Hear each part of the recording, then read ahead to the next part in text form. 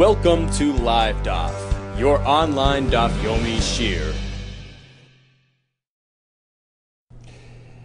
Shalom Aleichem and welcome back to today's Daf Hayomi Maseches GITTEN Daf Yud. We are holding at the Mishnah, which is 6 lines from the top of the Yomid. Called get, any sort of document.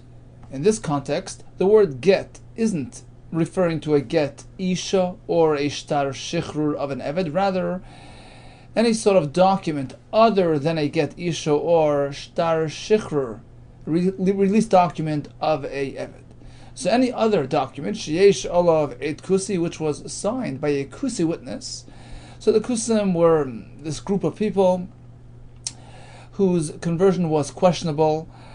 It would seem from Tosfos that our Gemara is going like the Shita that it is considered a proper conversion. It wasn't a forced conversion. In any case, they weren't necessarily the most trustworthy people. Rashi says they were chasher da'id sheker, suspected of perhaps signing falsely, even though it presents as false testimony. They weren't too concerned with that. We know that they were very concerned with, the actual, literal, written Torah. But apparently this did not qualify signing a name falsely in a shtar. This doesn't constitute false testimony in their world. So in any case, the Mishnah says they're not to be trusted. So a shtar, which features an eid kusi, is possible, is not to be relied upon, except chutz mikite nashim v'shechrurei avodim, except, lo and behold, a get isha or a shtar shichrur of an eved which features an eid kusi. Good to go. It's kosher. The Gemara will explain, of course, why a get can have an eid kusi and a regular shtar cannot. In fact, it was a story as such. Maaseh shehiviu lifnei Rabbi Gamliel, they presented to Rabbi Gamliel l'kfar usnoi, in this town kfar usnoi, a get isha with kusim as signators, v'hayu eidav eidei kusim, with 2 eidei kusim on that get isha v'hichshir, and he certified the shtar. He said it's okay. Says the Gemara, money masnissen, our Mishnah, which differentiates between an ordinary shtar on which a kusi cannot put his name and a get isha where we say it works. Whose shita is our Mishnah following with respect to our attitude to the kusim? Money masnissen. Who's our Mishnah?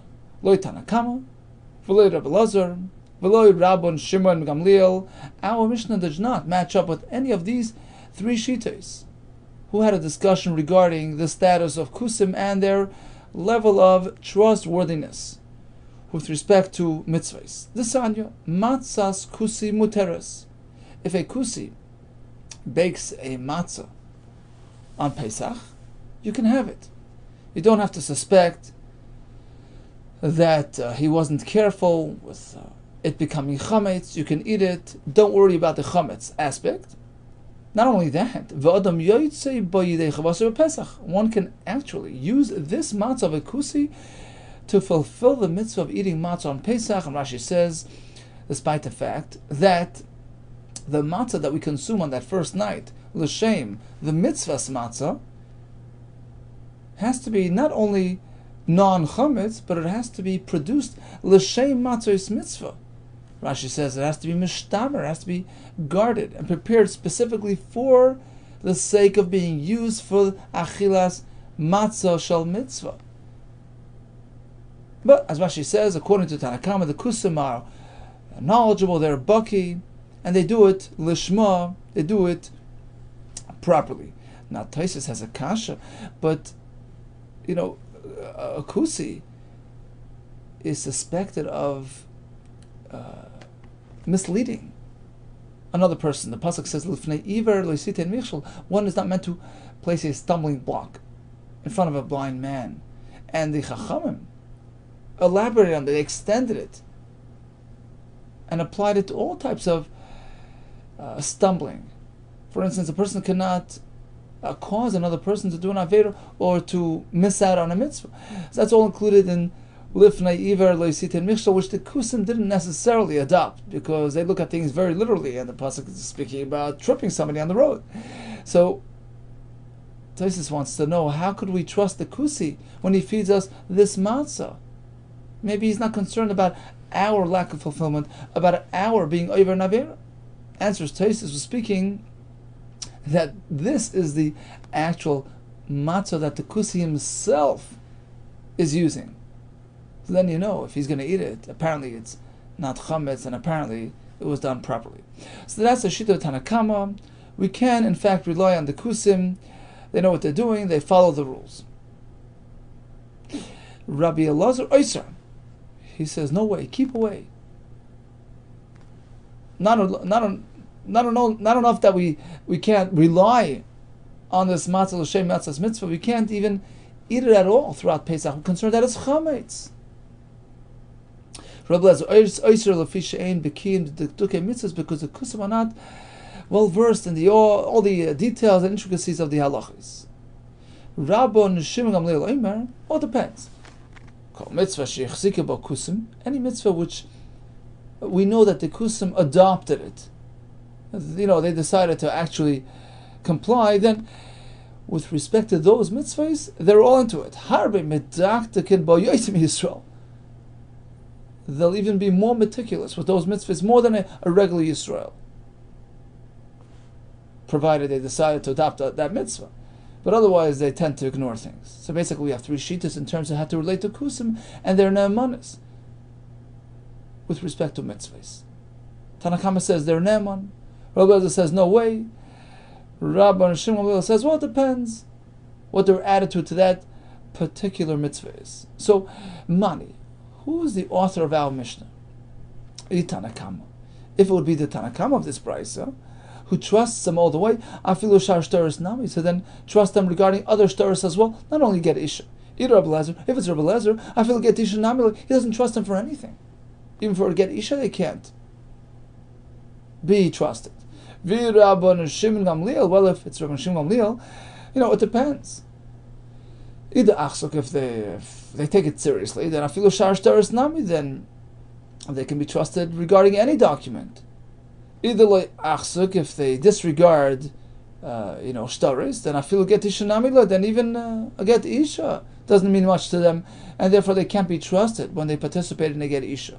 Perhaps we'll say, Rabban Shimon Gamliel. In fact, it's found Rabban Shimon Gamliel's shita.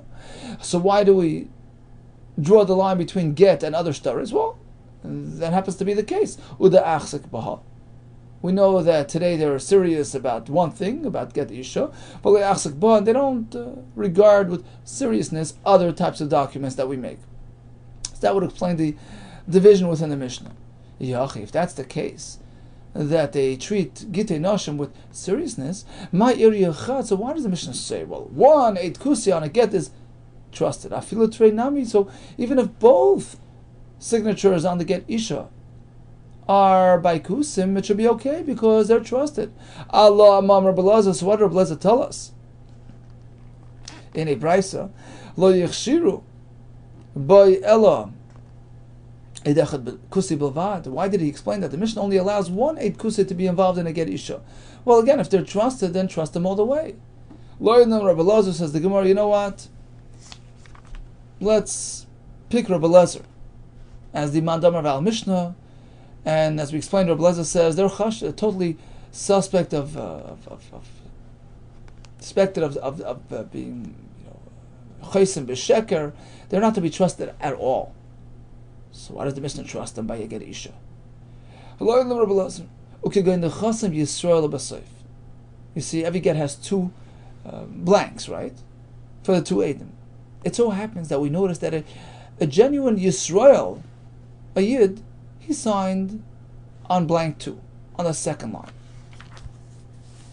And on top of him, we have the Kusi signed.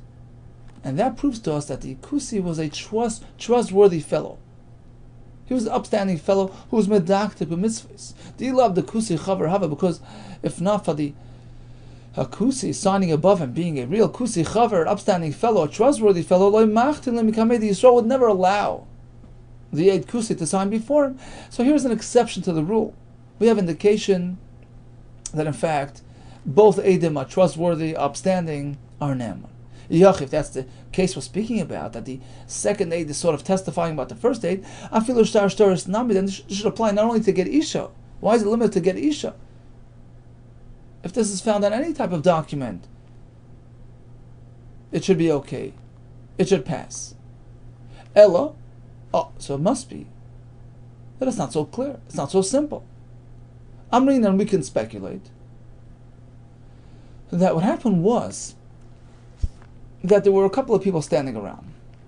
There was a younger Yisrael fellow, an older Yisrael fellow with a long beard standing nearby as well, and a Kusi.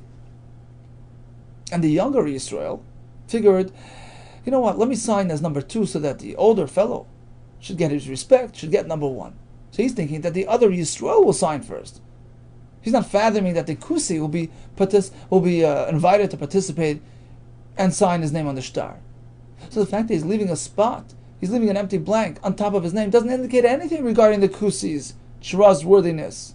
He had no idea the Kusi will be signing his name at all. El Amrin, and perhaps we can speculate. Rav Chashavak, sure, he left a spot on the shtar, right on top of his signature, the Manda Koshish Minei, to allow the older fellow, the Koshish fellow, to sign his name, an upstanding Yisrael. He had no clue that the Kusi will participate. Hachinami. So that's the theory we have by other stars. That's what we say.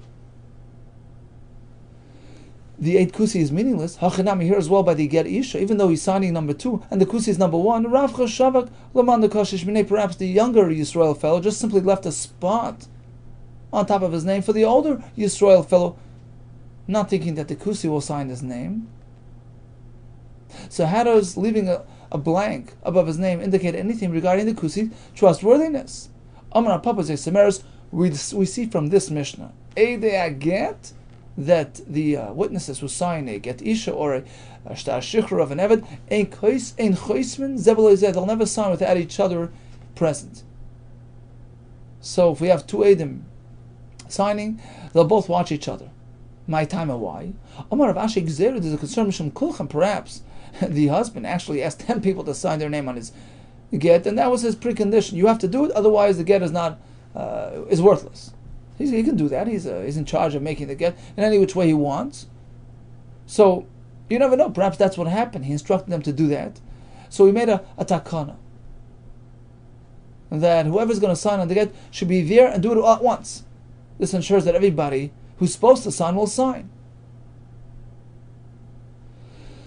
So the fact that, getting back to our case, the fact that we have 2 Eidim, the second of which was a regular Yisrael, who apparently allowed, the Kusi, who signed on top of him, to sign on that spot. He left that spot open for him. Apparently he certified the Kusi, because it's not like he just signed and walked away. He had to be there when the Kusi signed. Everybody has to be present when each other are signed. So the fact that he allowed him to sign first, allowed him to sign above him, not first, the Yisrael signed first, but the Kusi on top of him as the first signature, the top spot, indicates that, the Yisrael is certifying as to his ne'emanus. So here it's different, and here we believe him. Gufa. Let's go back to the halacha. Amar Belazar, lo yichshiru by ela eid echad kusi b'lvad. When the Mishnah says that an eid is neman on a get isha, that's only if it's 1 eid kusi, as we explained. He was followed by Yisrael, who apparently left that spot open for him, which indicates that he's neman. My kamashman, what's the point of Rabbi Belazar telling us that 1 eid kusi works, but not 2? Tanina, the Mishnah says the same. Kol get sheish alav eid kusi pasel. A shtar that has an 8 kusi pasel, except for a get isha where it's kosher. So it's clear that only 1 eid is enough. Even masnissen, if only from the Mishnah. I mean, I would say afilu trei nami. Even 2 eidei kusim are enough. Are neman. Why does the Mishnah indicate that only 1 eid is believed? Not to say that 2 wouldn't be believed by a get isha. Mishum de b'shtores afilu chad nami loy. The Mishnah is simply highlighting that if it's a shtar other than the get isha, where over there the Eidim don't necessarily sign in presence of each other, so then you'll never know if the Eid Kusi is being certified by the Yisrael who's signing below him, because perhaps the Yisrael signed and walked away. So by the Ishtar, we can never trust an Eid Kusi, and even one Eid Kusi is worthless. So perhaps that's why the Mishnah is highlighting that even one Eid.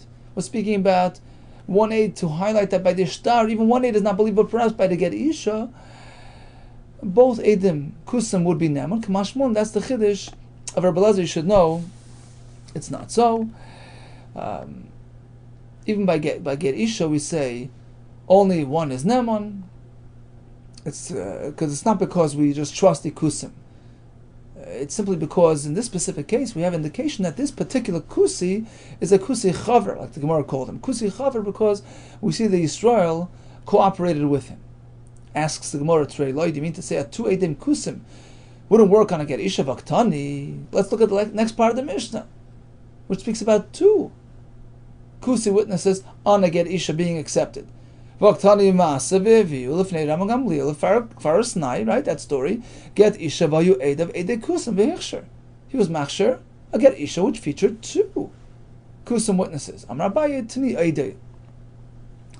Let's revise, edit the Lashon. Instead of Eidav, it's Eidai. It was only one single Eid, because more than that is not Neman. Rav Amar Lo, Loilam Trei.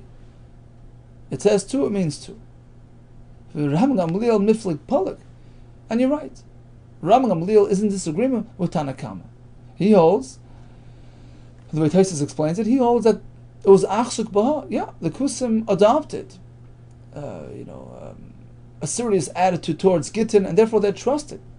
So even if both witnesses on the Get are Kusim, it's okay. So you're right. Tanakama allowed only one Eid Kusi, as we explained, because Kusim aren't really trusted. It's just because the other Yisrael Eid is sort of vouching about him.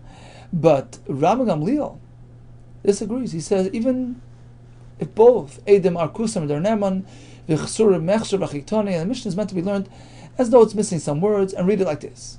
Tanakama only allows one Eid. Rabbi Gamliel Machshir B'Shnaim, he allows two. In fact, we have a story to support this. Shaviul Ifnei Rabbi Gamliel, Farasnai, they brought him a get Isha Vayu Eidav Eidei Kusim V'Yichshir, and he certified even a get with both Eidim Kusim. So bottom line, the Mishnah says, we don't trust Kusim by any star other than the Get Isha or the star Shichrur. And the question is why? We had a brisa, 3 opinions regarding Kusim. We always trust them, we never trust them, and only sometimes. So 3 shittas. And the question is, our Mishnah, whose shittas does it follow? So the Gemara says it follows the shita of Rabbi Elazar. They're never to be trusted. But it so happens that in the case of the Get Isha, we have a certain allowance. You know why? Because we're speaking that Eid number 2 was a proper Yisrael, who apparently allowed the Kusi to sign above him. And he was present, he saw who was signing that star, who the first fellow was. And that's an indication as to his trustworthiness, and therefore we trust him. That's the Tanakama. Regarding Rabbi Gamliel, we have 2 pshatim. According to Rabbi's pshat, he actually holds that they're to be trusted by these particular documents, and therefore we trust even 2 Eidim Kusim. Now what about a star which was issued by a non-Jewish court? It was a formal document issued by a Gentile court. Kol hashtaris, all types of documents, ha'olim, which are produced by arkois, shel Avdei Gechavim in the Avdei Gechavim court system. Av abishachos meim Avdei Gechavim. Even if they're signed by Avdei Gechavim, ksherim, we can use these documents. Chutz mikite noshim, v'shechrure avadim, except for these 2. Rabbi Shimon Omer, af elu ksherim. You know what? Even a get written in the arkois can be used. The only concern is when it's done in a non-professional way. But otherwise you can use even a get Isha. The Gemara will explain, because we're going with the Shita of Rabbi Elazar, Eidim Mesiru Karti, as long as the get was delivered to the Isha in the presence of Eidim, that activates the shtar. So even though the shtar was signed by Avdei Gechavim, it's irrelevant as long as it was written Lishma and handed over properly. Now let's go back to the beginning of the Mishnah. Any type of shtar produced by the arkois can be used. Says the Gemara, Kapasuk Betani. So the Mishnah simply states a blanket statement, right? Without differentiation. Loishna mecher, loishna matana, whether it's a shtar of a mecher, a purchase document of, say, a house or a field, loishna matana, or whether this document is a gift letter. You can use the shtar of the Kechav. Asks the Gemara, 1 second. I understand how you can use a shtar mecher, because the shtar itself is not affecting the sale. It's just to document the sale. It's a proof of purchase. And we assume that the Arkayis are going to be honest, rather than risk their reputation and their name. Of course, their documents are legitimate. Because in the shtar mecher, they are not actually affecting the kinyan. You're doing it by handing over the money. Since you're, as soon as you hand over the zuzi to the seller, kamayu, in the presence of the Kechavim, who the kind of that act, that masa, that handing over of the funds affects the transfer of the property. That makes the kinyan. Or shtara raya ba'almu, a document that's written subsequently by the court is just a raya.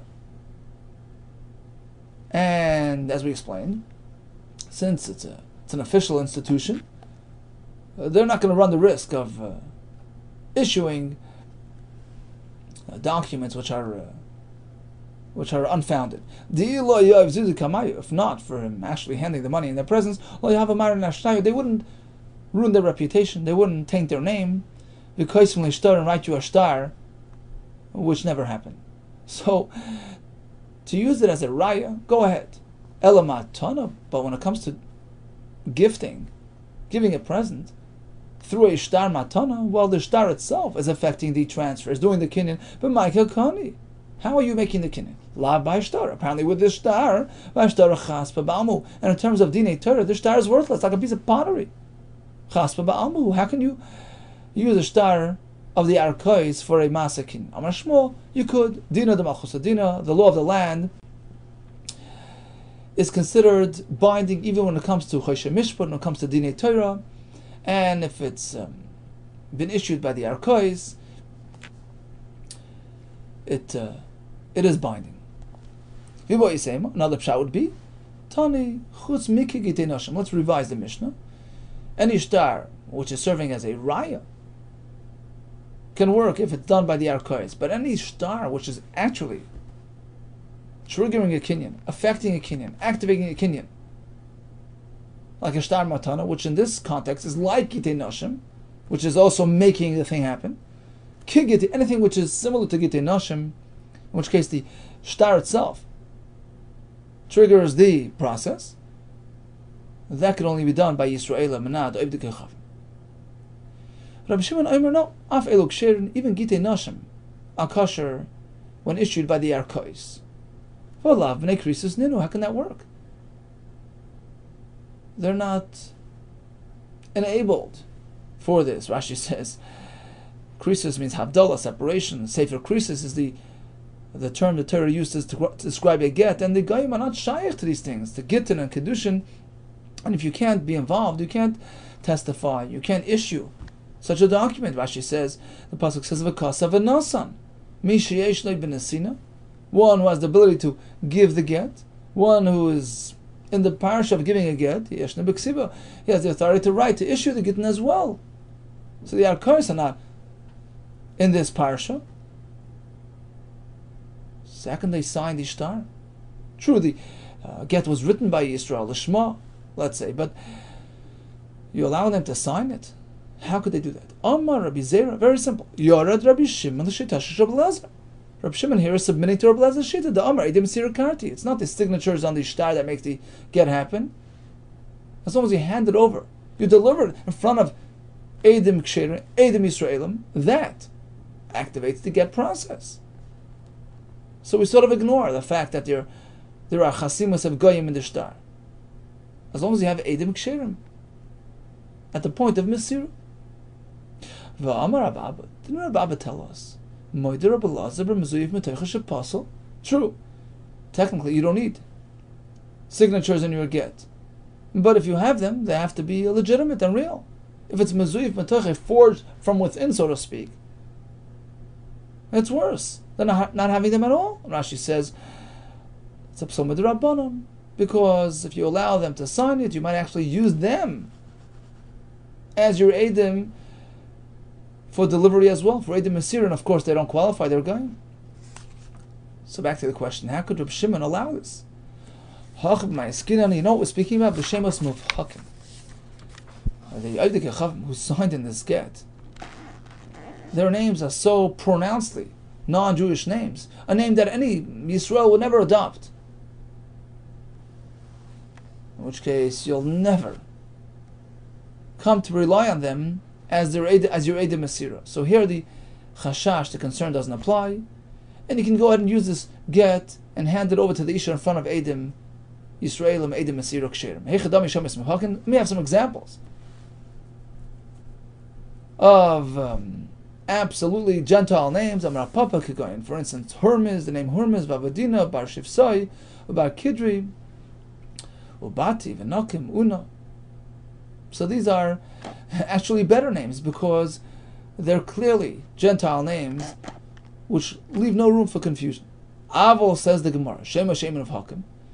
But if they're non-Jewish names, but not absolutely non-Jewish names, what is the halacha? You can't use them in your get isha. If that's the case, Adetani Seifa, instead of Reb Shimon continuing on and saying Lo Yuskaru El Bezman Shanasa Behedyoit, that the get isha is only a problem when it's done in a non-formal setting, in a non-court setting. That's when it's a problem. Reb Shimon could have, for the same money, differentiated within the same context of a get which was issued by a non-Jewish court institution.